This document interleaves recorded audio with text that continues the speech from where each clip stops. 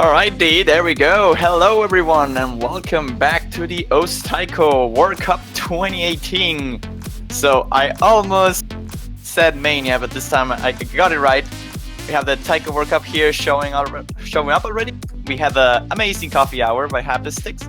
But now, myself, Juan Crystal, gonna be commentating just featuring the Livedrawings, I guess, with Janitor and Mango Meister as my co-casters. How are you guys doing? We're doing pretty good. Just a note, at the bottom of the Twitch OS Live channel, it still says Ostmania 7Q World Cup, so that might need a bit of fixing, actually. Still living in the past, I see. Well, should be. Hopefully it will be. Regardless, you're probably going to be able to see the Livedrawings client, the new one from Laser, already on screen. Very, very cool one. And you can start to see already the flags of the low-seeded teams. Mind if you introduce them, Mango? Alright, so in the low seed, oh god, I really do hope I recognize all these flags. Hang on. So low seeded, we have got there Portugal, that's Finland, that's Netherlands, Italy, that's Russia, that is Ukraine, that is Germany, and that final flag, do you want to remind Venezuela. me? Venezuela, there we go. Yep. Those are the 8 teams that are going to be taking part on the low seed. We have all the teams, the 24 teams distributed in 3 different categories. Low seed being the lower, of course. Then we have mid seed and high seed. So each of those categories contain 8 teams to do a final list of 24 teams split in groups of 3. As you can see, group A to H. And this is pretty much the same thing as we have seen for 7Key World Cup, and I believe the same thing we saw on Taiko World Cup 2017. I think we had 24 teams as well back then. Yeah, that is correct. So yeah, top two teams from each group will then proceed to the round of 16, and then elimination stages take place as normal after that. Yep, that's correct.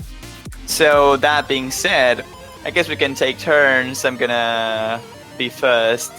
Let's start randomizing the teams now. Let's see who's gonna be the first team that gets drawn out into Group A. Current format, of course, for those who are curious, is a 2v2 with 5 players, and Ukraine is gonna be the first one to be selected here. So I don't quite remember if Ukraine has made it to this tournament before. I recognize the country. Ukraine did play last year. It was a team of 3 last year, I believe. It was Annie, Donomar, and Gafnono. This year, Annie is a long time there, favorite host artist, by the way. Annie is no longer playing this year, and she is being replaced by Proto Escapist. So yeah, Ukraine is 19th seeded this year, so middle of the low seed, so not too bad. Yeah, their players roughly average about in the mid 7,000 PP range, so it's pretty competent, I'd say. Yeah, they got the seed number 19, and that's right on the middle of the low seed, so gonna see what groups they have then, if they can eventually make it out of groups. So for the next one, gonna see. Oh, okay. Russian Federation is gonna be the second one. Considering that Janitor's a bit quiet, maybe he knows a bit about the Russian team?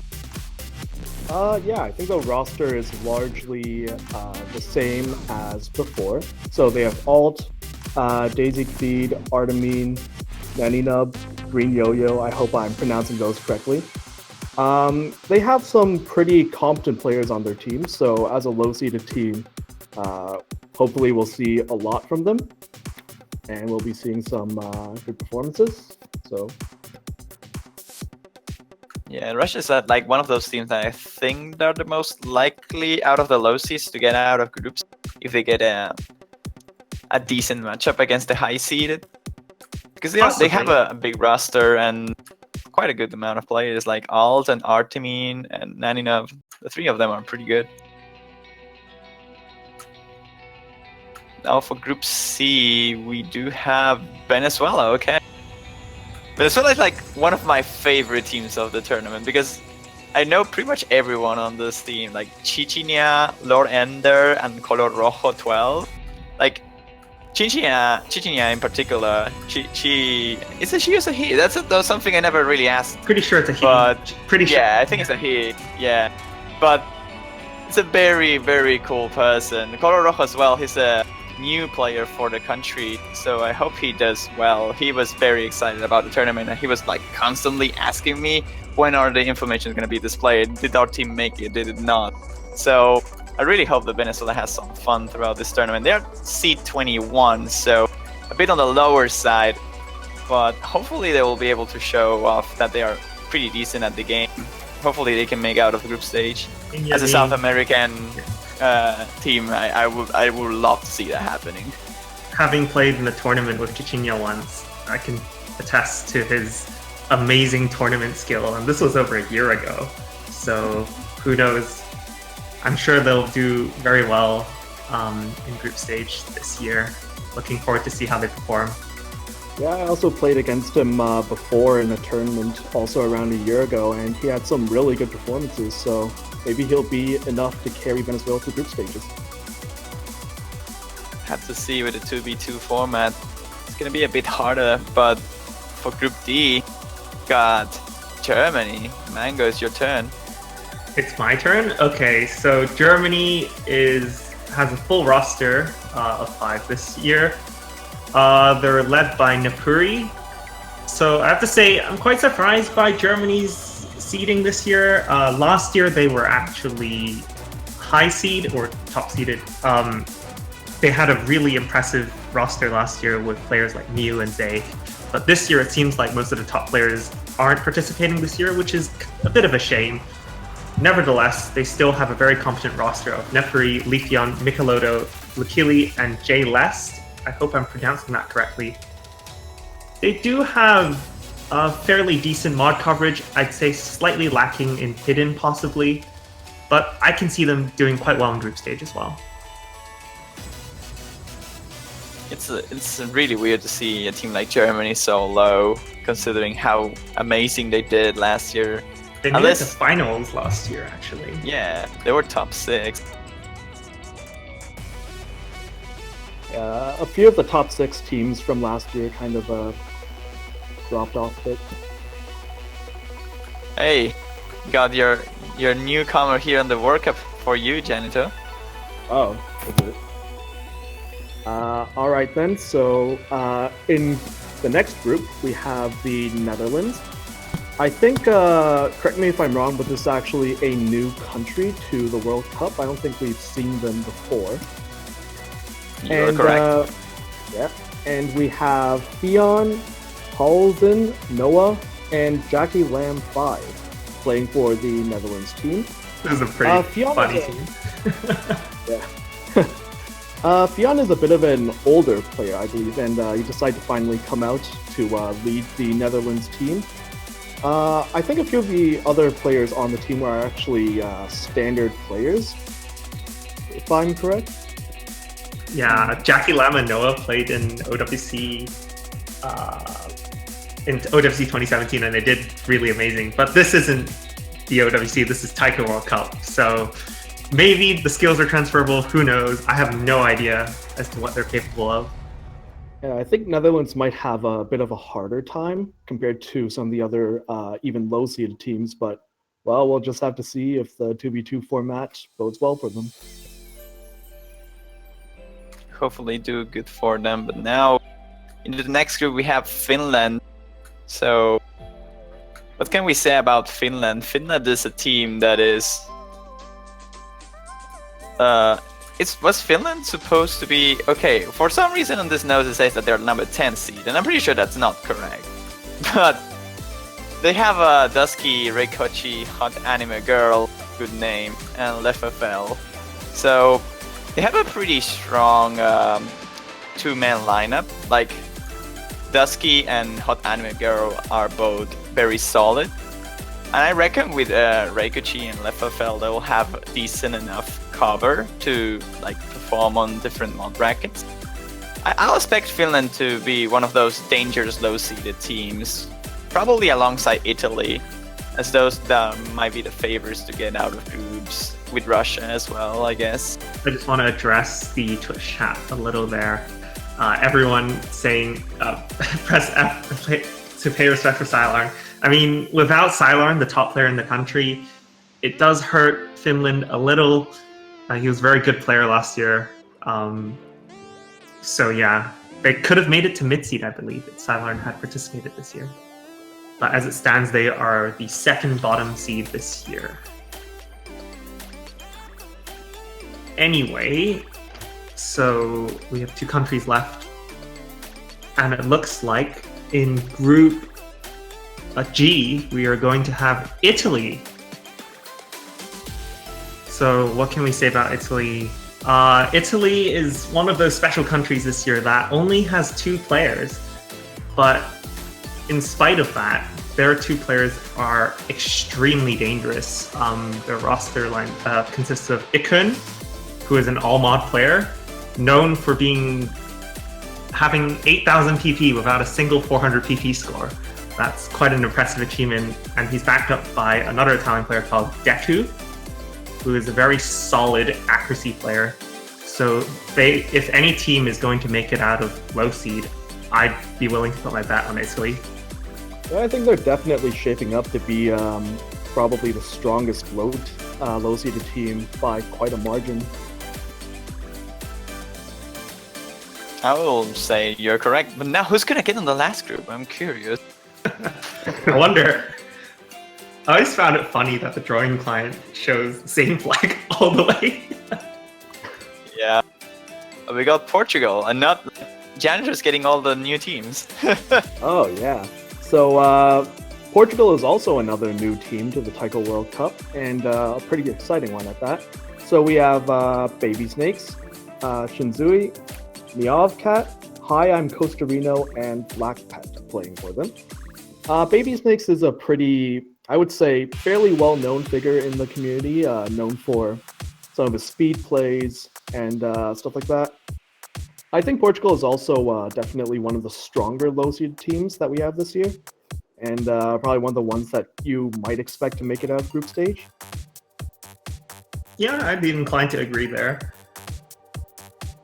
Some of the players haven't played many ranked maps as of late, so I would say that their performance wouldn't be as accurately reflected by the rank.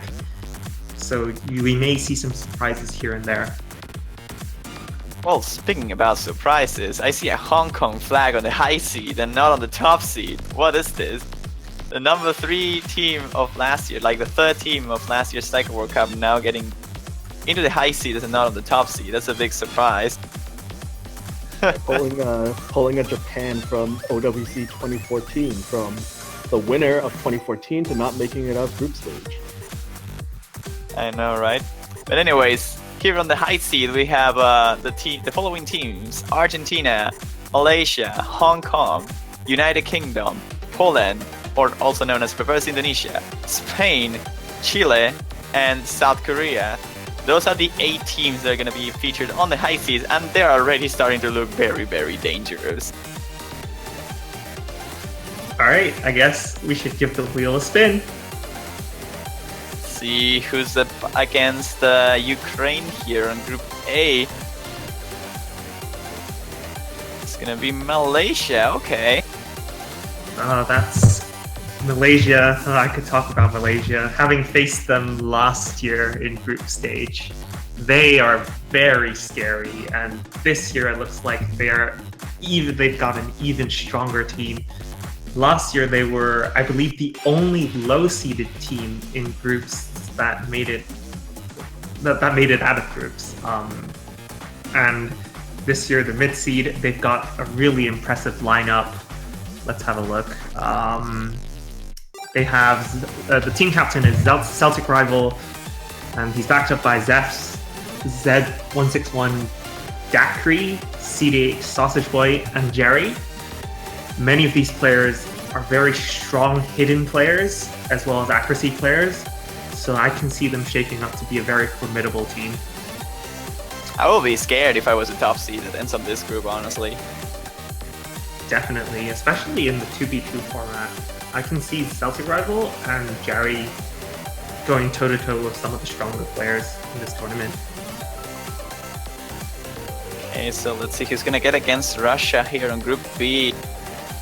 It's gonna be the United Kingdom. Another interesting country, I will say, the United Kingdom is because they were one of the teams that had the most amount of signing up players. And I think it's fair to let Janitor introduce them if he's fine with that. Yeah, that's totally fine. So for the United Kingdom, we have Gohigi as the team captain, Horizon with 3 eyes, Mekalembe, O'Brien, and Grimbo playing for them. I think at this point, a lot of people will recognize Gohigi as he has very quickly risen up the ranks as one of the first, if not the first, United Kingdom player to reach top 50 and more recently 10,000 PP. And I think he can do a great deal in a 2v2 format to maybe even lead an upset against one of the top seed teams. Well, they're definitely gonna need Gohigi on good shape if they want to make it far.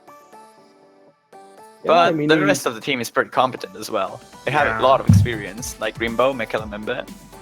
Abrian as well. They've got the second slot is sort of filled in by mod specialists. Neke is very good. Hard Rock, Rimbo very competent. Hidden, Abrian's a very fast player. Horizons can play technical maps, so it's really, really diverse skill set, I would say. Now for Group C against Venezuela, if we get Chile or Argentina, that would be good. Oh no. My scheduling. Venezuela and Hong Kong are gonna be on the same Group C here. And I think it's fair to let Mango talk about the Hong Kong team. Well, I mean, we had a very good run last year. We came third. Hong Kong was amazing last year, but it seems that almost all of our team members have other commitments this year, myself included, being Mappool selector. That's quite unfortunate. But anyway, this year the team consists of only 3 players, which is quite dangerous, actually. So, team is led by Sing216, a very well-known accuracy player, and he's backed up by Jackie, who is a known double-time player, and Fakata. This year, they're 14th seeded, so not looking too great on the seeds. However, their top 2 players are very scary in terms of being able to play high-level maps. So I think maybe in the early stage, they could struggle a little bit, but towards the late stage, I think that's when they'll be able to flourish. Oh, they have to reach that point. We'll have to see if they can. Now for Group D against Germany, gonna have, if it is Poland, that will be pretty cool, but yes! Oh, I am legend. I am a legend. You predicted the future. Yes, like I always do when it comes to cursing or something. But anyways, for the Polish team, we have Akrid, the captain, Darkstorm M, Creepy Duck, and Tetsurio. So maybe their ranks are not as high as someone will expect from a mid-seed, but boy, Akrid, Creepy Duck, and Darkstorm is a dangerous trio. Like, oh my goodness, they are very good at the game. I recall Poland being quite dangerous on last year. I think it was. They made it out of groups. If I recall correctly, they went on tiebreaker, or was it? They went to tiebreaker against Malaysia. Yeah, and that's what I remember. They won a clutch 5-way fail. Yeah, passing the tiebreaker, being the only person to pass the tiebreaker. So that was legendary. That was amazing. yeah, Creepy Duck definitely a very scary player in the tournament setting. Very good accuracy, very fast, and pretty diverse in his mod usage. So it's a scary team besides hitting seed 16, so being the lowest of the mid-seeds. I reckon Poland is going to have a good fight against Germany. I think they will make it out of groups. Yeah, definitely a bit underrated for their seeding, I think. I think Akrif is one of the few players in this tournament that's been around since the first Taiko World Cup actually back in 2011, I believe. This year we've got 2 other players that's been here since the beginning. I won't spoil the surprise. We gotta wait and see when that happens. So now for the next group against the Netherlands, against the lowest seed of the tournament, it's gonna be South Korea. Welcome, Netherlands, to the Taiko World Cup. So what can we say about South Korea? They are looking weaker than what I initially expected, I will say. Not sure what you think. I'd say it's a little bit deceptive there because Kompaku Serial and Liz, who are, I don't think they've played in the Taiko World Cup for quite a while, are more old school players, but I think they're still pretty good even though they haven't played in a while. Definitely a very solid hidden lineup this year. Funny thing to note, they also have Azriel, one of the best catch players in the world. Who knows, maybe they can use the catch Taiko skin Yeah. to help them play in the TWC. Maybe catch up with his team. Oh, that's such a bad one.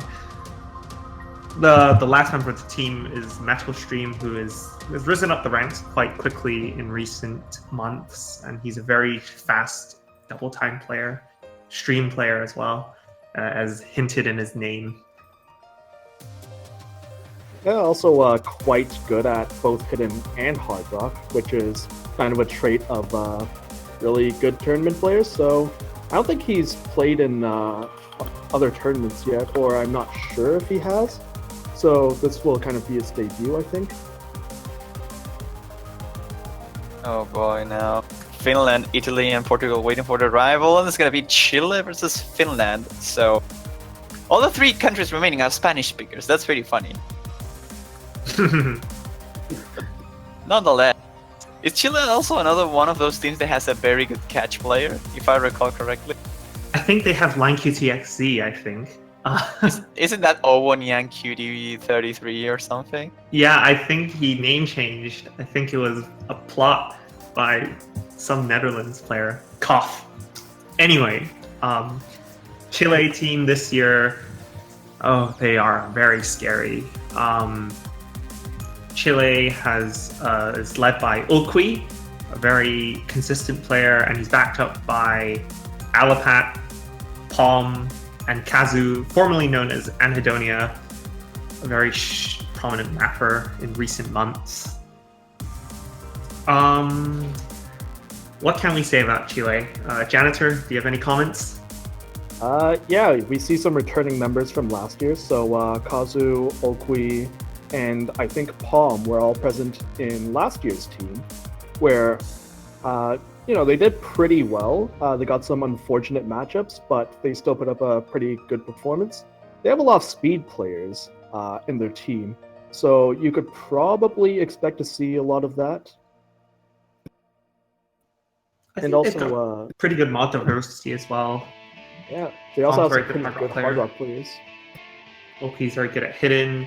I think having a full roster like so in a 2v2 setting definitely helps them out a little. I dare say they could take out some top-seeded teams without too much difficulty, actually. Oh boy, let's see now. Italy and Portugal waiting for Argentina or Spain. Both of the rivals are very hard, but it's gonna be Spain versus Italy. Man, Italy got a bit of bad luck, I reckon. Oh, that's pretty tough. I didn't realize that Spain was a mid-seed this year. I thought they were top seed, honestly. They got the highest mid-seed, so... Yeah. It's the highest mid-seed versus the highest low-seed. Low-seed. Yep. So, Italy's in a tough spot, really, since I was hoping to see them get out of groups, to be honest. But I will say the top seed of that group might be on a hard spot. Maybe. We'll see who they get. If they get Japan. If they get Japan. First seed of each bracket, that would be sad. But anyways, the Spanish team is very, very solid with Mitrox, Raiden, Hanjamon, Alvaro, and LZD. They they have pretty much a play for everything, I reckon. I believe that's an identical roster to last year, minus the Madness lady who was playing for Spain last year because of teams of 6. But yeah, they definitely are very diverse across all the mods. Very strong team, could definitely take out top-seeded teams. Yeah, Yep, the top seed better watch out. But before missing the last team, because I feel we're gonna miss Argentina if we don't introduce them now. We have Argentina with Gaston 2199, Trollo Cat, Boss Play 02, who played on Mania World Cup 4Key last year, Midnight, which is probably the most known player after Who's the Box, and Loud TG, which is a bit sad to not see Who's the Box on the team of Argentina. But with Midnight, Gaston, and Trollo Cat, I reckon they'll have a decent time of groups. Like, they can probably take down Portugal, but it will be a pretty close match. I think Argentina versus Portugal could be pretty interesting to watch. Regardless, Are we going to move on to the top-seeded teams now? I hope so.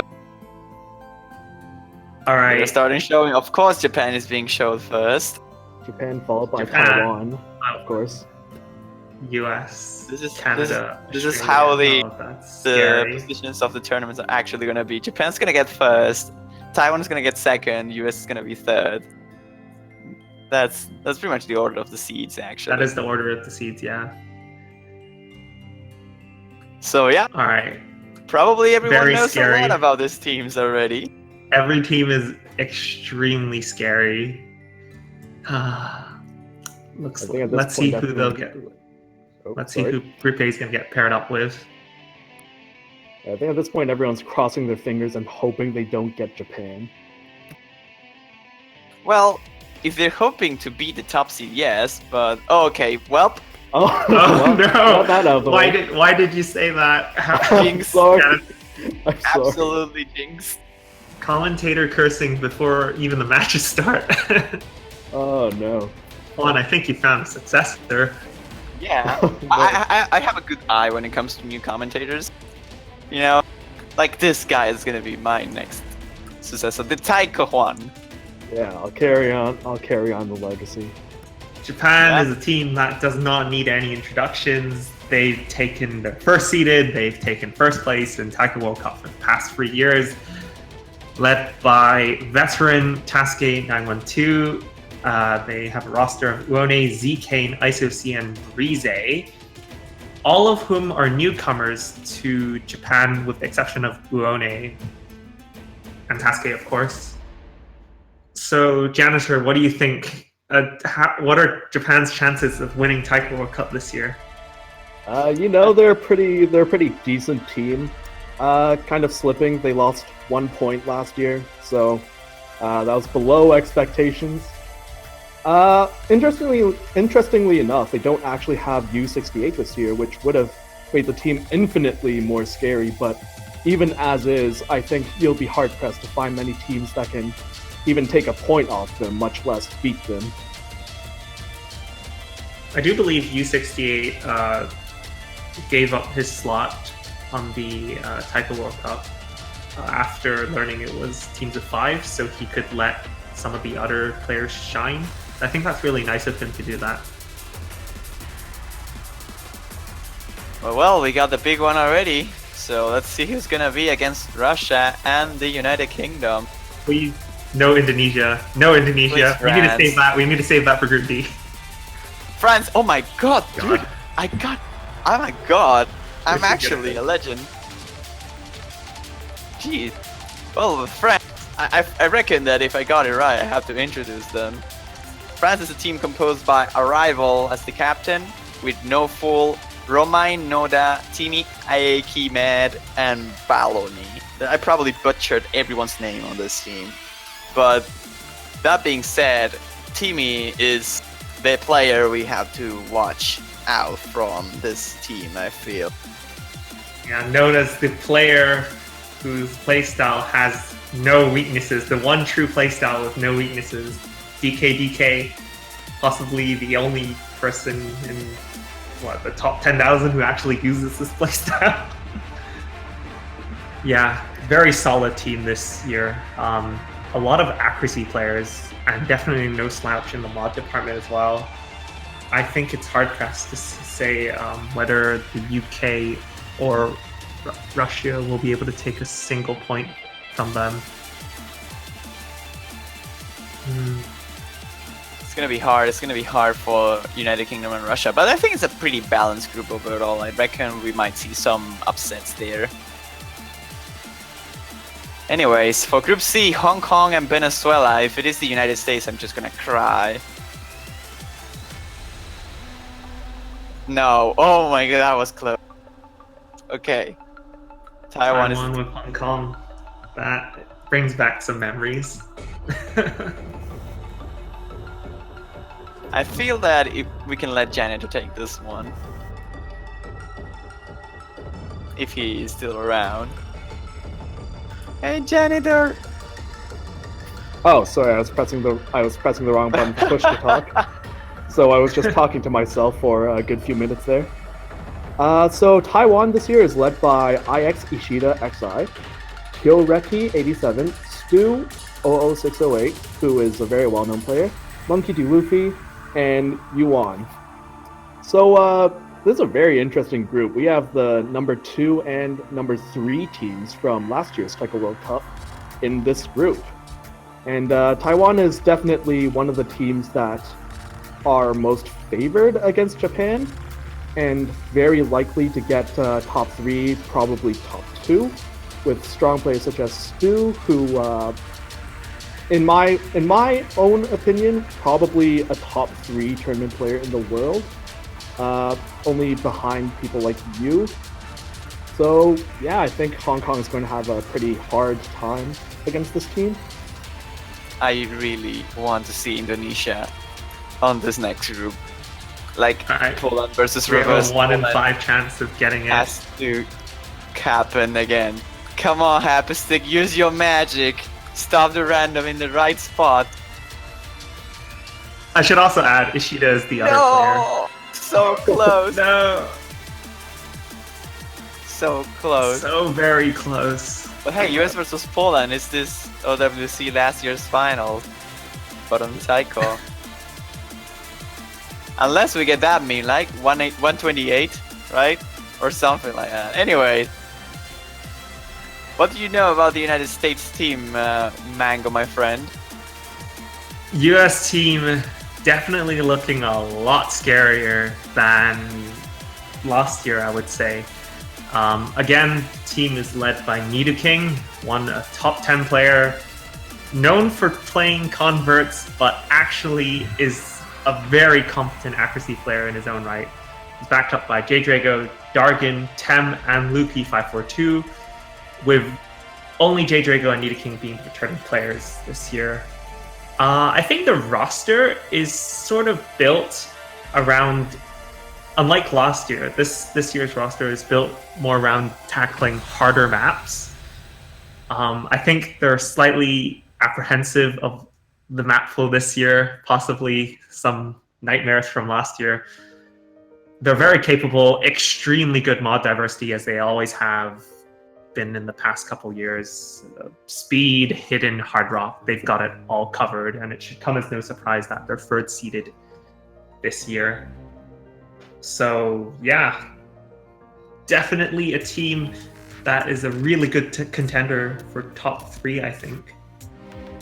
Yeah, I agree. They have extremely good players, and Tem is an interesting addition this year since he's kind of well known throughout the community as a person who can play really fast and really hard maps without really too much of an issue. Okay, now for Group E. To start closing this up, Netherlands and Korea are gonna be facing no other team than Brazil. Oh, that was almost Australia. That's the hardest scheduled group, I reckon. Oh. Asia, South America, and Europe. That's gonna be harsh. I'm sure you'll be fine. Yeah, it will. But Brazil, the last South American country on this draft is actually a bit of a surprise for me. I didn't know that Brazil was this good at taiko, but then I saw the players and I was like, okay, yeah, this kind of makes sense with Hirok, Serial Dreamer, KV, Ludo, Skull Kid, and I can't even pronounce his name. QRTA. Kurth. Yeah, I thought K-Curve. But they have a pretty solid roster overall. I feel that they might not be like very high ranked in terms of like overall seed because they got number 6, but I feel that Brazil is one of those teams that if you take them with ease, they're gonna get right back into you. Like, I'm just getting information that Australia on the next group will be very bad, and I don't want to see that. But anyways, Brazil is gonna be a strong team on this tournament, I feel. Against Korea, it's gonna be a good show, I feel, as well. Yeah, I think that's definitely going to be a good match. If I can say anything about Brazil, I think Brazil as a country is very admirable.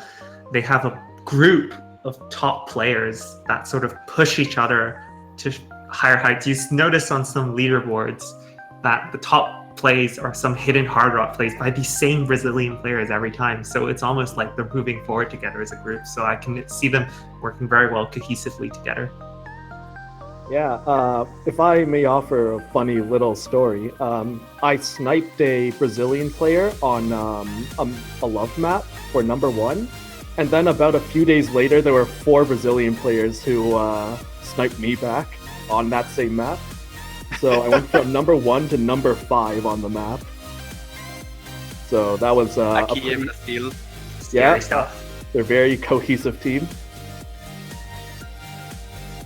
That's the thing that's pretty common in Brazil, actually.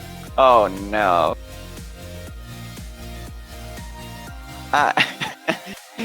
Okay, we have Australia then for Group F, and F to pay respects for scheduling on this group, really. Mind if you introduce them, Mango, while I cry in a corner?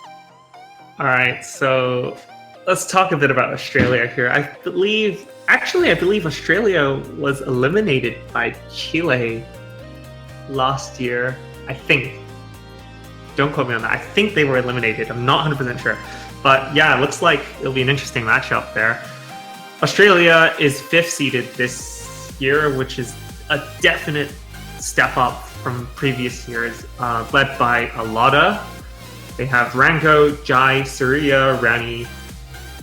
What can I say about this team? It's very, very scary. Let's first address Jai. Jai is the ultimate player. He has defeated Japanese players, top Japanese players in community tournaments. He is unstoppable, and he's backed up by Rango, Surya, Alada, and Remy, who are very diverse in mod picks as well. Australia is a very scary team. Do not take them lightly. I reckon they can take top 3. They're definitely a worthy contender for top 3. And I think the team isn't too dissimilar from last year, but a lot of their players have gone through huge improvements, so hoping to see good things from them. Gonna see now in Group G here. And if it is Indonesia, I reckon Indonesia could have a lot of trouble on this group. And it is Indonesia, in fact, in Group Group G. Italy, Spain, and Indonesia. Isn't that a stacked group? That is very scary. So what can we say about them? I believe Indonesia is the bottom of the top seed, so this is definitely a very scary looking group. I can sort of see interesting things happening here. Highest low seed, highest mid seed, lowest top seed. That's interesting. But yeah, Nikonyan, XQ2238, PM Riva, Nishizumi, a Lighting Weaver, other team for Indonesia this year. And PM Riva is probably the star player of the team, I feel. Actually, a lot of these players have seen action in various community tournaments, and like particular shout out to, well, all of these players. I mean, they're very consistent.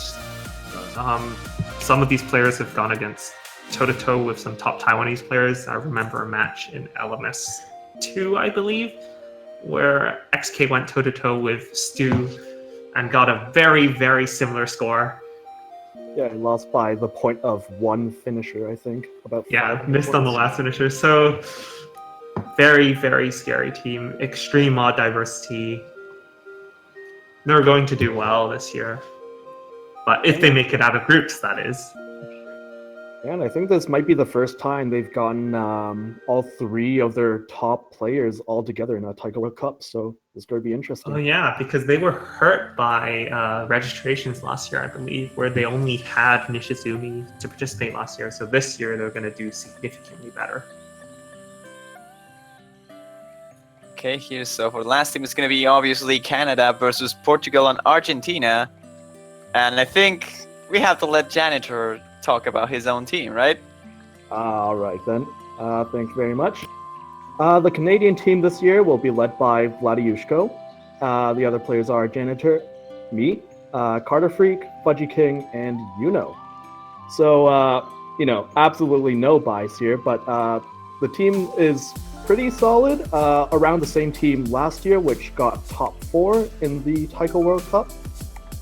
Solid mod diversity all around, and a lot of the players on the team have participated in various community tournaments with varying results, so definitely a team to look out for. I have to agree with you. I think Canada is on the bag of top 4 guaranteed, no matter what happens. I feel that your team is strong enough to consistently beat almost every single team that is not Japan and Taiwan. So I reckon that's good enough to get like top 4 at the very least. With very bad matchups, you will be at least top 4, I feel. Canada has always been like the 3rd team with Hong Kong alongside on the history of Taiko World Cups that were very, very close to like get to Japan or Taiwan's toes. Yeah, hopefully we can do well again this year.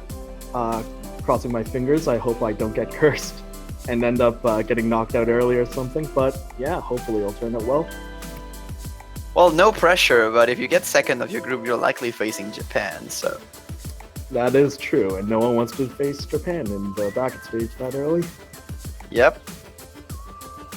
So that will conclude our live drawings for the Taiko World Cup 2018.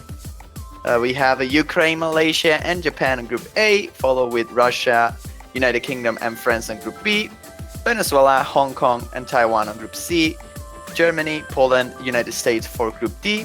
On Group E, we have Netherlands, Korea, South Korea, and Brazil. On Group E, in Group F, that is, yep, that's an F. We have Finland, Chile, and Australia. Group E is going to be Italy, Spain, and Indonesia. And Group G is going to be Portugal. Or that's not a G. That was a G and not an E and H. Okay, you get it. Portugal, Argentina, and Canada. My vision is not good enough to tell the letters. That's close enough. Hey, I need my glasses, okay? It's not that I use glasses, but I need some. But yeah, that will conclude the live drawings here. We will jump straight into the Mappool showcase. So in about 2 to 5 minutes, we're probably going to swap into it. We will have, I believe, Mango commentating this with Raiden. I'm not sure if you're going to have another commentator. I think it's going to be just 2 of them. I'm not sure. Or maybe Janitor will join as well. I'm not so sure. You're more than welcome to join. Don't be intimidated by this year's Mappool. I mean, we spent painstaking... I think we started about 5-6 weeks ago. And we only just finished the group stage about a week ago. So... we spent a lot of time on this, making sure that every map is 9 stars in difficulty, just to scare away everyone. Yeah, it's not 9, it's just 8.99. Yeah. Well, to be fair, I think after last year, it's going to be hard to be intimidated by the pools again. Well, if you are here already, it means that you didn't got intimidated. Like, people that's intimidated will have not signed up, I reckon. Yeah, that's yeah, that's definitely true. So whoever is watching and is still, or is gonna play on the tournament, you should know that the Mappools are not gonna be as crazy hard as last year. But that doesn't mean they're gonna be easy by any means. I believe the pool is harder than 2016, but not quite up there to 2017. Quite a bit harder than 2016. In fact, I believe that was one of the reasons why 2017 pool was so hard, because people had complained about the pools being too easy back then. And so we decided to set the pool this year somewhere in the middle. And so hopefully it appeals to everyone. Hopefully it will. I'm sure it'll be fine with our very competent Mappool selectors this year.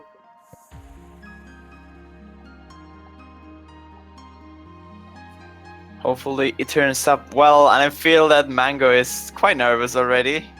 I have a lot of pressure, you know. Like, I'm under a lot of pressure. I feel like no pressure. If I do this, but if the map pool turns out sour, like, then I feel sort of, you know, responsible. I would be definitely responsible for it. But I'd like to think we've given this a lot of thought. We think this map pool is balanced.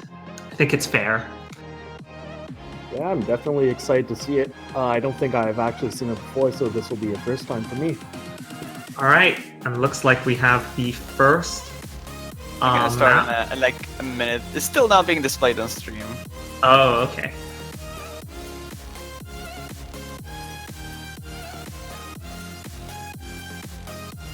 Okay.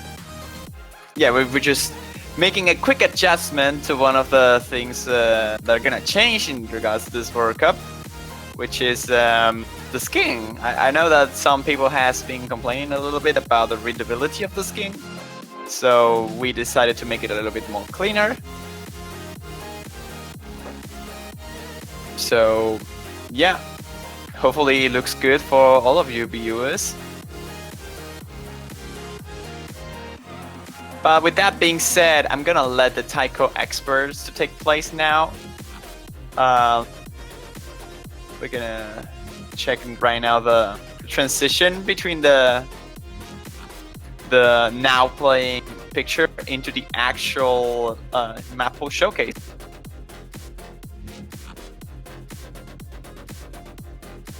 So I'm gonna take my lead here, and I'm gonna leave Mango and Raiden with this.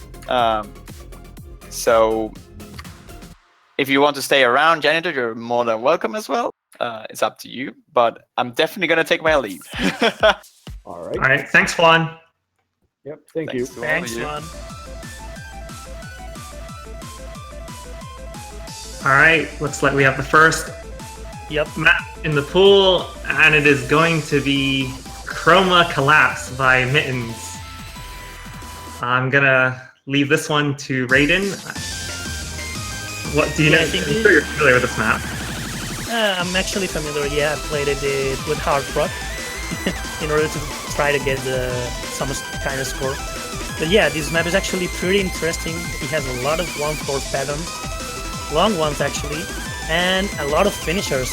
A lot of them, like almost 100 of them. So it is actually very important for you to hit all of them for the score. With the new score V2, of course. And a no finisher double S has less score than a 96.2% with all finishers hit, so make sure to hit all the finishers on this one.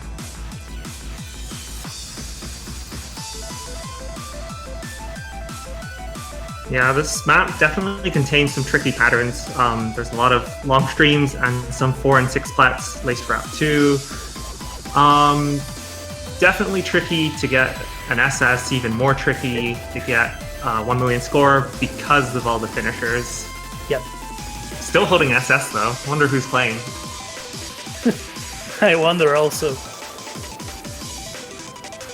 But yeah, I think it's actually a very fitting challenge for the group stage, because if you are a very accurate player but cannot hit finishers, you are punished for it. And if you are a not very good accuracy player but can hit all the finishers, are rewarded. So this map will be best suited for people who can hit finishers consistently and without tripping off.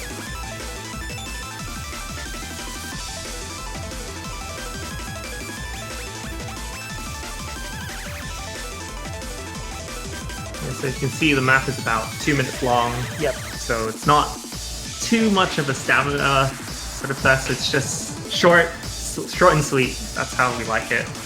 Yep.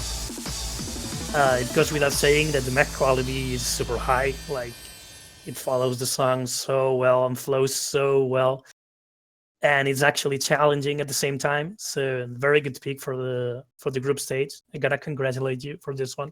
Oh, you don't have to tell me. You should thank. Wow. All right, moving on to the next pick. We have a map by Mappool called Going Under. The artist is Negaren, difficulty Special Oni 2.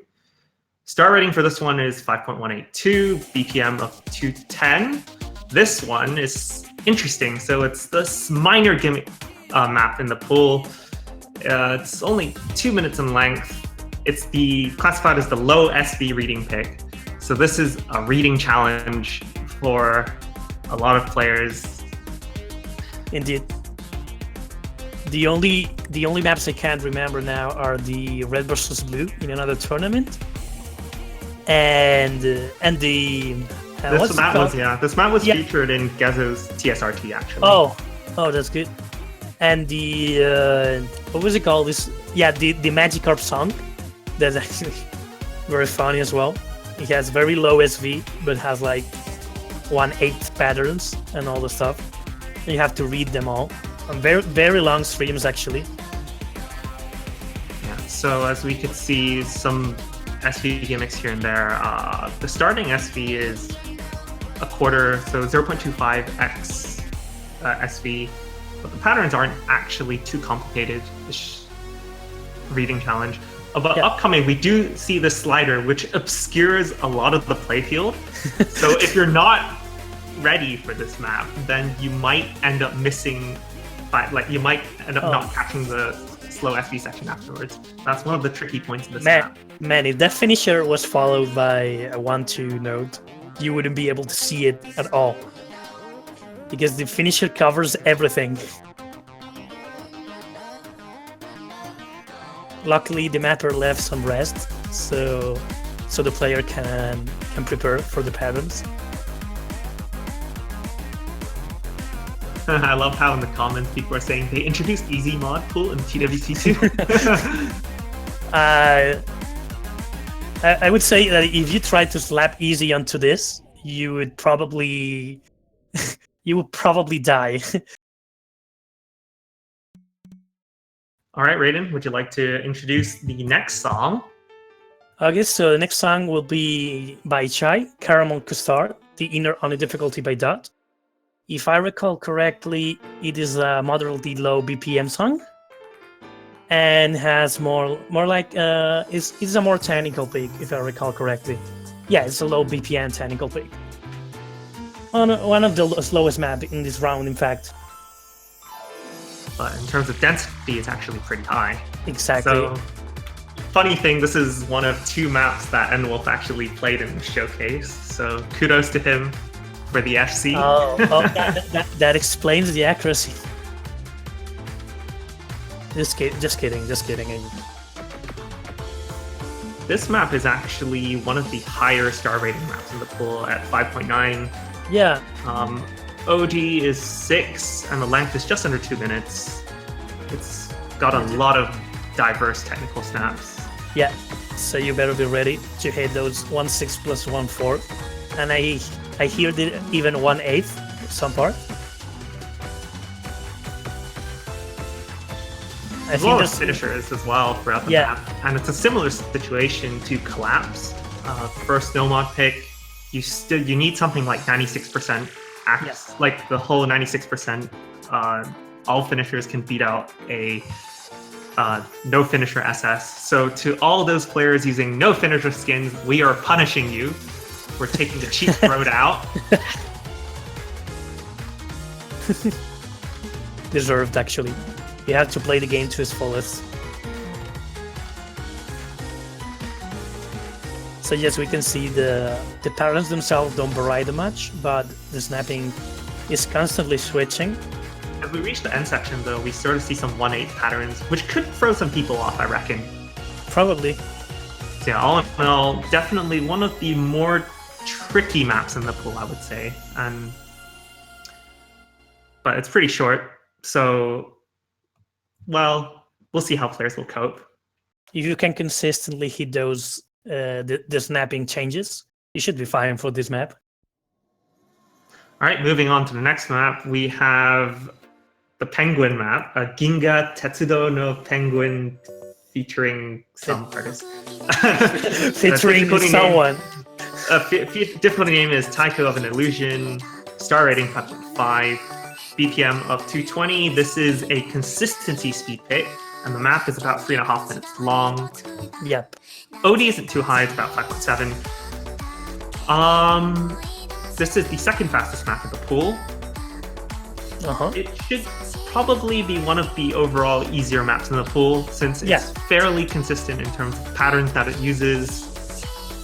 So it's just a consistency pick. In the intro, though, as you see right now, there are a couple 1/3 doublets that could possibly throw people off. But beyond that, there shouldn't be that many issues in the map. It's fairly consistent throughout. Yeah, this is actually the map that rewards people who can consistently act. So if you're a very good accuracy player, this map is for you. I should also add that this map made an appearance in the Mania World Cup and the OS World Cup as well in previous years. So we're carrying on the trend. N-Wolf is screaming at me to convince the catch selectors next year to include this map as well.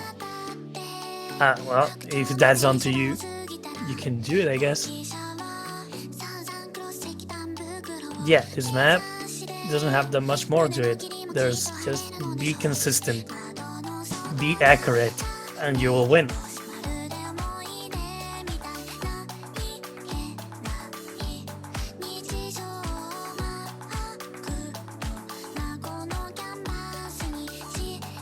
Actually, I can talk a bit about the map selecting process. We actually chucked many maps out in favor for this map because we were struggling to find a map that was sort of not too difficult, but was fairly pacey at like roughly the 220 to 230 BPM range. It was actually quite difficult to find a suitable map that just fit the criteria we were looking for, because we didn't want to have too many repeats of a map. If it was too quick, then it would mimic some of the other maps later. Exactly. In the double time pick pool. So yeah, because usually pattern construction doesn't vary that much on these kinds of maps. You see the usual DDK, KKD, AD, KKD of like four reds and one blue, 4 blues and a red. And those patterns usually form up themselves to make the map entirely. Which is actually funny when you consider it, because you are hitting the same patterns, but you don't notice, you think they are new. So it's actually pretty interesting pick. all right, and So- moving on to the final To the final nomad. nomad pick. Oh God, do you want? I'm gonna talk about this map a little, if you don't mind, Raiden. Yeah, sure, So go this, ahead. the map is Shiawaze ni Nanaru. It's one of the very famous loved maps. It's gimmick map, known for its use of 0 BPM gimmick. It's also the lowest star rating in the pool at 4.29. Lowest BPM as well, 142. But this map is tricky. It's very tricky. You can see already the chat going nuts. Yeah. We figured people would be excited by this. Alright, so what's there to say about this map? Uses the infamous 0 BPM gimmick, requiring a special kind of reading skill. The map also features some limited memorization towards the end, which I'll point out later. It's got varying SV changes, just a risky pick for all teams really, because the map itself isn't actually very difficult. the ability to read gimmicks and sort of be prepared for this pick. And it is also one of the longer maps in the pool, clocking in at just under 4 minutes. Wow. Needing to play gimmicks for like 4 minutes. Is there any other methods of torture? Jokes aside, the 0 BPM gimmick is actually pretty interesting because you have to focus only on the hit area. But then again, right after the 0 BPM zone ends, you have a very fast note coming in, and you have to be very quick to react to it. Because you are like centering your vision on the hit area, and then a very fast note comes in. So your eyes be like, what? Where did the note come from? So you have to be really prepared for this map. I would say this is the most risky so far. I could see this map being banned a lot, but at the same time, I would like to think people would try and play this map. It'd be an interesting choice for sure. Can I say that this replay took quite a few attempts to actually get, because I kept missing on the last note. I feel like an idiot for missing on the last note like on 2 separate replays before I got this replay. So here we see the Abekobe gimmick. Yeah, where, you play a pattern and then you play the reverse of the color, so it's not completely unreadable. Yeah, you have to deduce it. And there was the very fast pattern.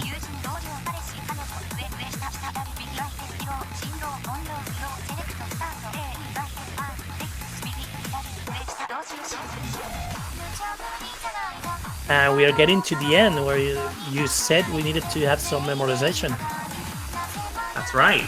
Because unless you are amazing at reading, this section there involves basically it's sort of the previous overlapping gimmick, but at double the speed. So the pattern is actually very easy to memorize. It's just a repeating pattern that happens like 8 times. Oh, there you go. Unless you can read this somehow, which I have no idea how one would be able to read this. You're gonna have to memorize this, but fortunately it's not too difficult of a pattern to memorize. And then you have that ending, which... Oh, the ending note. The ending. Oh, I can see people missing on this. Mark my words, I can see people missing on this. Okay, so we finished Noma. We're going to the hidden pool now. First up, we have the entrance 2014 map, actually, by midnight. And it's actually a slightly tricky pick because it has a 1/3 snapping.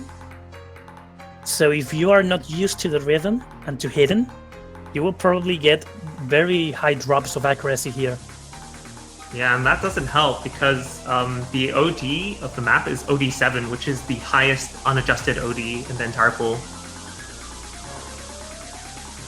But technically wise, it is one of the easiest maps in the pool in terms of star rating, clocking just at about 4.9. Yep. I mean, unless you don't know how to play hidden or how to act 1/3, then it's hell for you.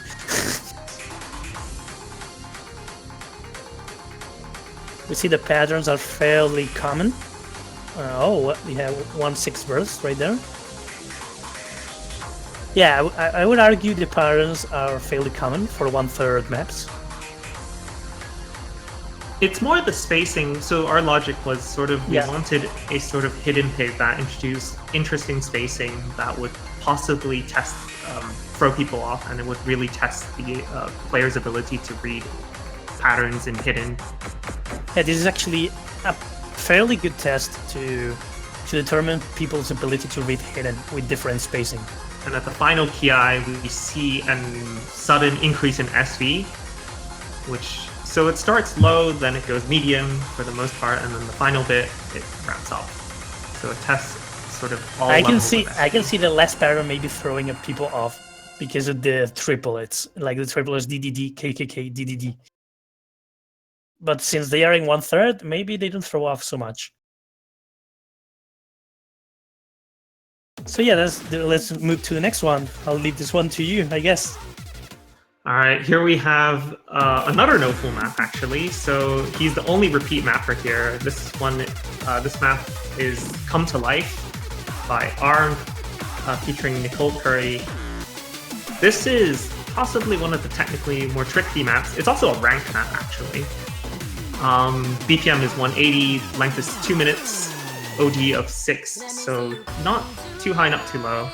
So this is the hidden SV pick. So it features high SV, changing SV, as No-Full is known for mapping many SV maps. Yep. Many veterans of this game would know. Fun fact, this is the only map that Onasaki Hito picked in the entire pool so far. So you can sort of see, sort of his take on map pooling. Technically, this is harder than Entrance, but accuracy-wise, it's not as demanding. Yeah, because the snaps are simpler. So Raiden, do you know this map? Have you played this map before? It is ranked. Yeah, I did. What are your thoughts on this map? I think it's actually pretty cool. Like the gimmicky things to be a ranked map. Like I really like what No-Full tries to do with the rank section when he plays with the SV. I think more people should do that actually. So yeah, throughout the map we have about 3 SV increasing streams. And right now we're entering a section where there's sort of a little weird snappings, which could result in some misses. And there are a very nasty 1-6 plus 1 third stream that could definitely catch people out. Look at that SV. Look at that. Whoops. You can see me dropping accuracy here. Yep. I don't I have trouble having good accuracy on this map because of the SV and the rhythms. Yep. So that would be the second hidden map. Let's move on to Hard Rock. All right. Can I take this one?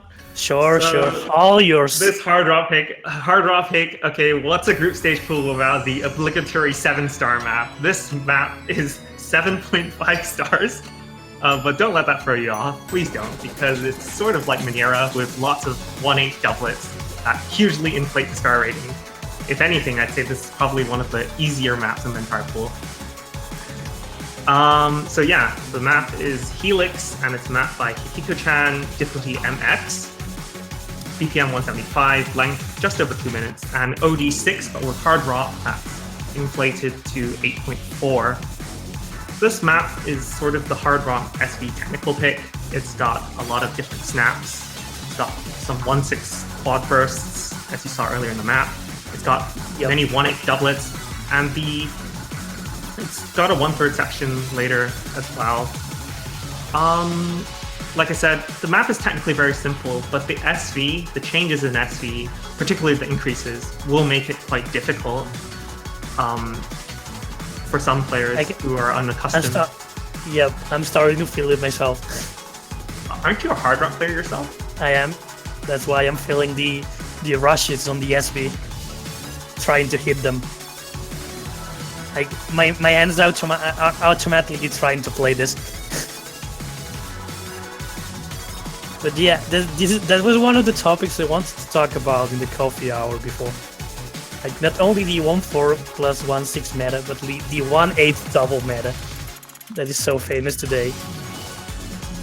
And there we just saw a quite tricky section with a slider and a spinner. If players are not prepared, they could miss the note right after the spinner. That's another point where people could miss. Hey, you should do the spinners like as quick as you can.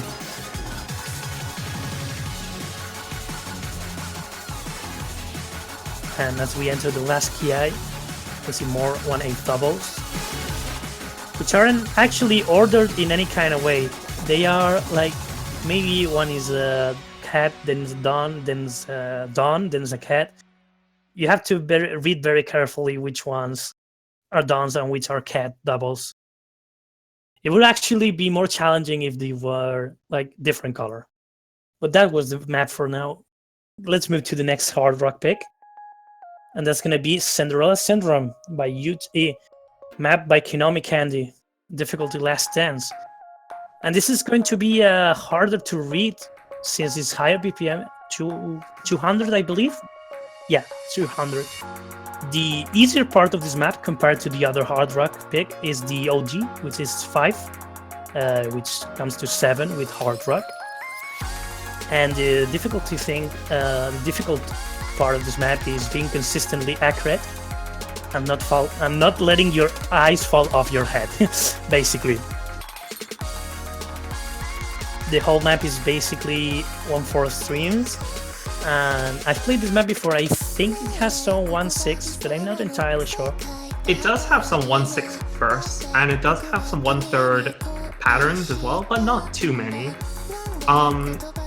If you recall from last year, it's sort of like an easier version of Mud Pie and Dynamite mixed together. It's funny how it's by the same artist from Mud Pie and the same mapper as well. Yeah, basically Konami maps every single UTE map. So if you see a UTE taiko map, it will be Konami, like 100% of the time. One of the trickier things about the song is its length. This is the longest map in the pool. It's even longer than the tiebreaker, actually, by about 10 seconds.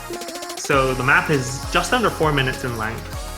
So it can be quite straining on the eyes, especially if you're not used to reading hard rock. But for those initiated, this should be like a walk in the park.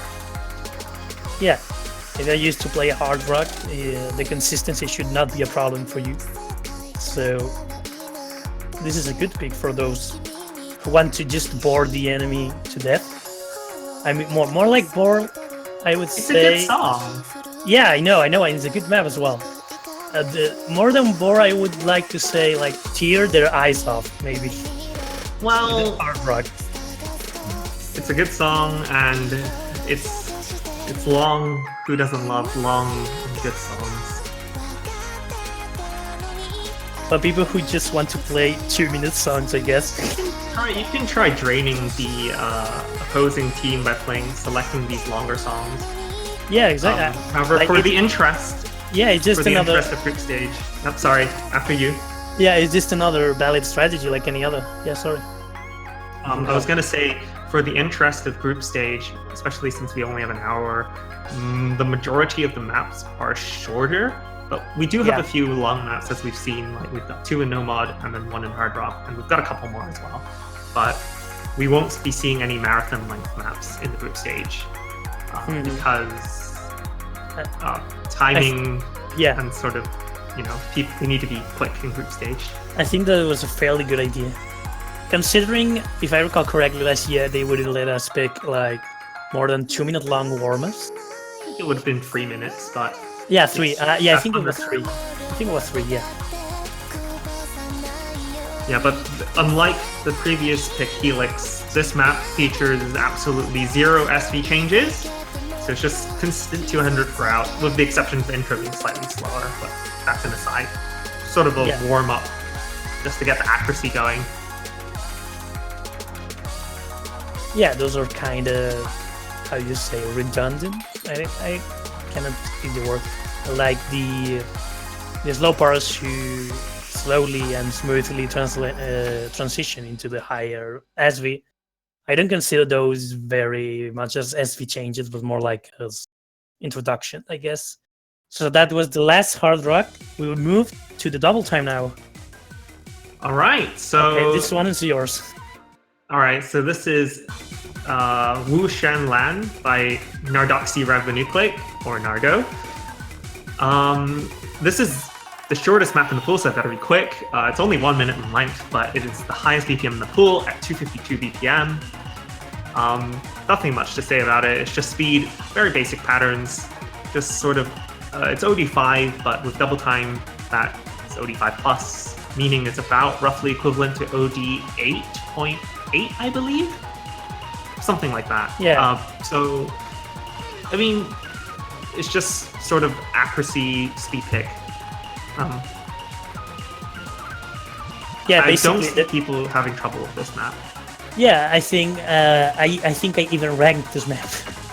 Oh, yeah. You did? I did when I was nominated, I think. Yeah. Yeah, I think I did. I definitely think I did. I mean, I have a full combo on this as well with double time. And I remember ranking this map. So it's basically very simple patterns, except when the Ki comes along. When there's And we're like done. a 1/6. And that's it. We haven't even talked about the map. Yeah. It was too fast. It was too fast. All right, that's going to change for the next map. Yep. Do you want to take this one?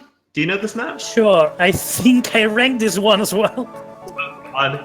This map pool isn't rigged. This map was completely rigged. Yeah, if I recall correctly, I ranked this map, yeah.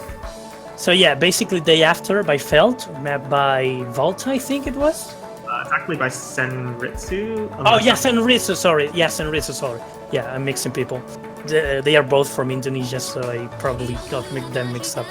So yeah, this is map by Senritsu, is clocking at 140 BPM, which with double time counts at 210 BPM, which is fairly, you would say, low BPM for a double time pick, but I guess this one goes more to the consistency and accuracy than the last one.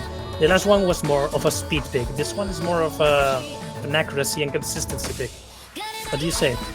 Yeah, definitely. So I mean, the base OD for this is OD6, and with double time, that sort of skyrockets it to OD 9 point something territory, and at 210 BPM, it's quite challenging. Yep. Patterns are fairly simple though. It's mostly just 1/4 and 1/2 patterns, a couple doublets here and there. And finishers. Oh yes, definitely. Yeah, most of the patterns are actually pretty simple, unless you get mixed up with doubles like I do sometimes. So the map is actually fairly simple. What you have to do here is keep the accuracy up, which is the challenge. Which is the actual challenge of this map, I think. Yep, and this map is 3.5 times longer than the other double time pick, so definitely some stark contrast there. 3.5 minutes long.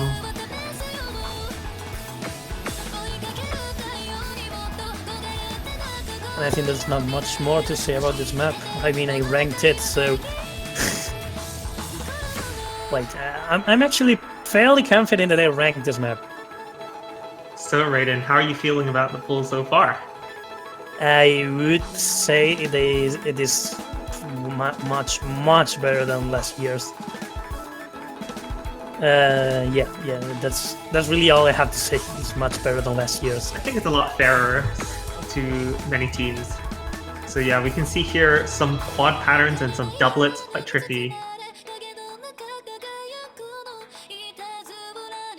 I think this will be one of those nerves picks, because if you're nervous, you tend to hit early, and that will really hurt your act. Yeah, and I think one of those quad patterns you were mentioning, I think is one of the parts that really messed me up when I tried to full combo with double time a year or two ago. That part actually always tripped me. So, but I think I got it full combo already. Very low accuracy, that is, but full combo after all. So yeah, there's not much more to say about this map apart from be accurate, don't miss, and hit all the finishers.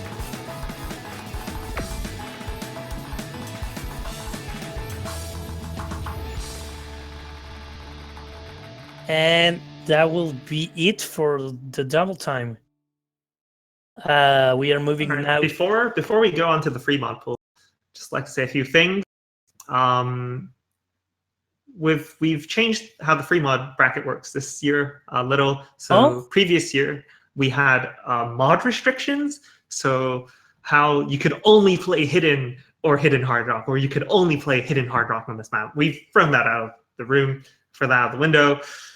Yeah. No longer do we have mod restrictions. You're free to use whatever mod you choose. Oh, that's actually really good.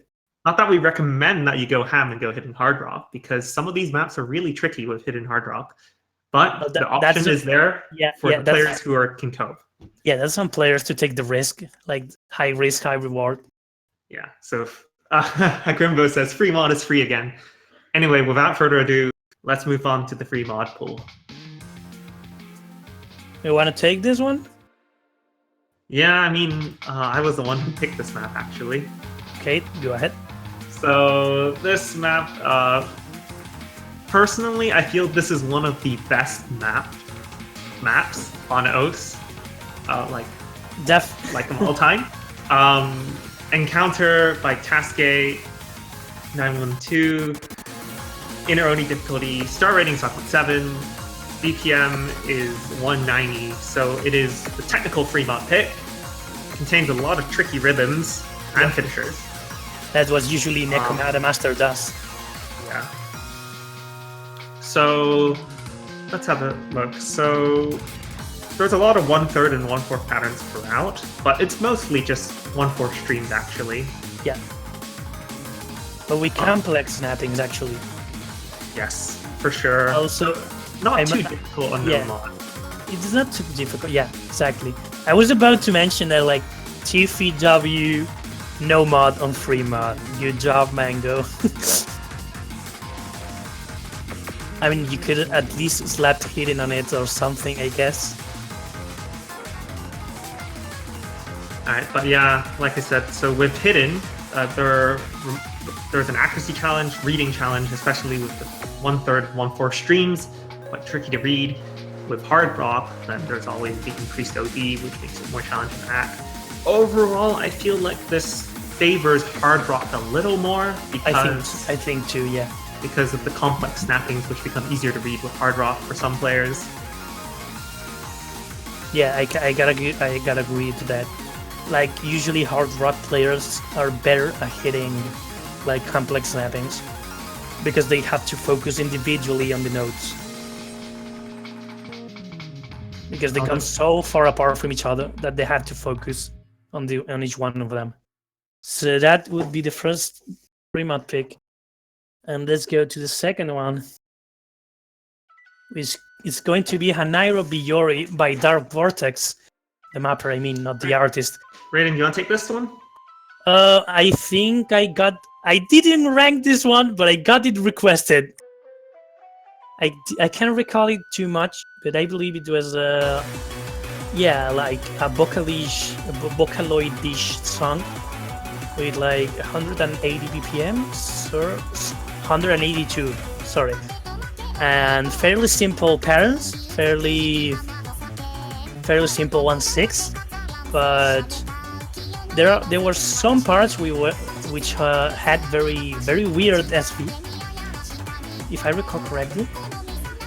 You are right to remember that. There is sort of a pattern we coined as ninja streams. So oh yeah, I remember that now. I remember it now. Yeah, I remember. We'll be seeing one coming up very soon. But yeah, this is the consistency stream pick. So it's 3 minutes long. So it shouldn't be too difficult for any players. Oh, there we go. So we have a finisher. a ninja stream there. It's not too difficult to read because the ninja stream is the same stream every single time. It always begins as a KKDD.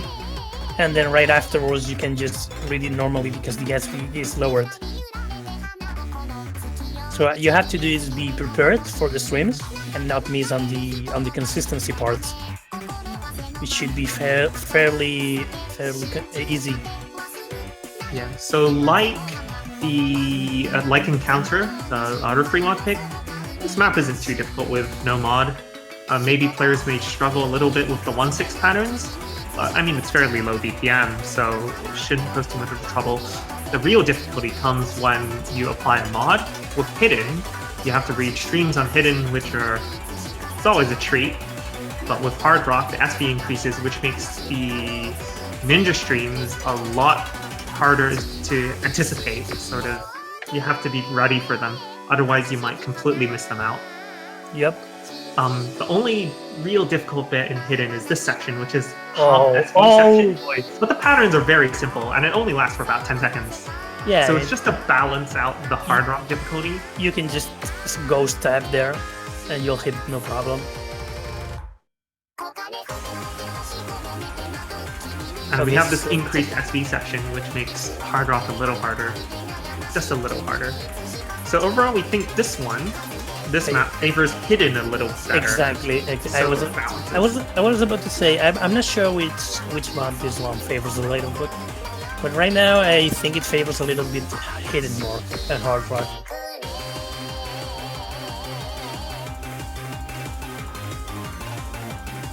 So as we approach the ending of the 3-mod bracket, we have the tricky 1/6 plus finisher section at the ending. yeah, I think that may trip some people. Possibly nerves, finishers, mistiming. All right, with the pool done, we're on to the tiebreaker. Now, this is one exciting map. All right, so I guess I'll take this one because I did pick this tiebreaker. Yeah, sure, go ahead. All right, Twitch chat, be ready because this tiebreaker is not for the lighthearted. It's definitely very tricky, very diverse. I think if I could sum up this tiebreaker in one word, it is diversity. All right, here we go. So the map is a Sasakura UK map. It's Goodbye, Mr. Jack by TKD Lolly. Difficulty is TWC Lolly.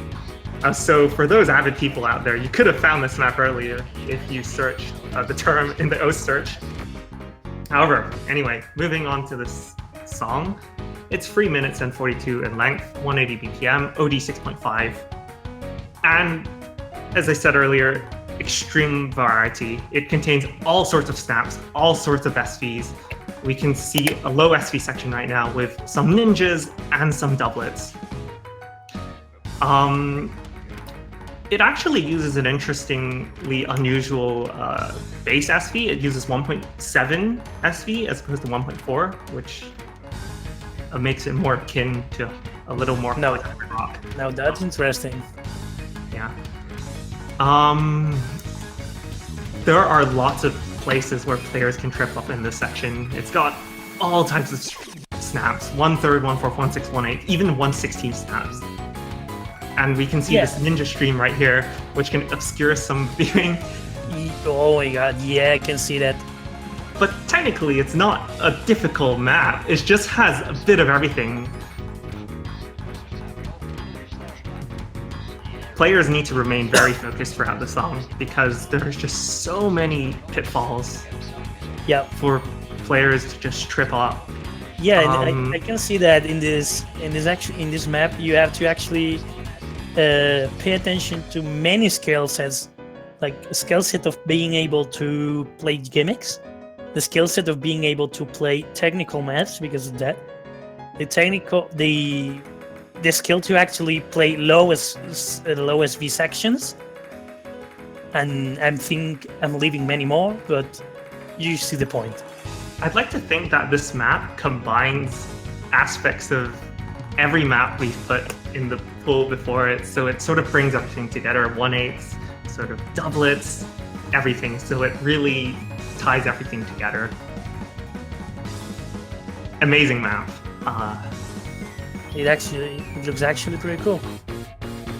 There's a couple 1/6 bursts throughout that could trip up some players. Now, this is my favorite section in the map. This is the finisher high SV section, which can definitely trip some people up. It is very difficult because upcoming you can see there's a finisher followed by ninja spinner, and that ninja spinner has 2 ticks, and it's like literally super short. So if you can't hit that spinner in time, you're gonna miss.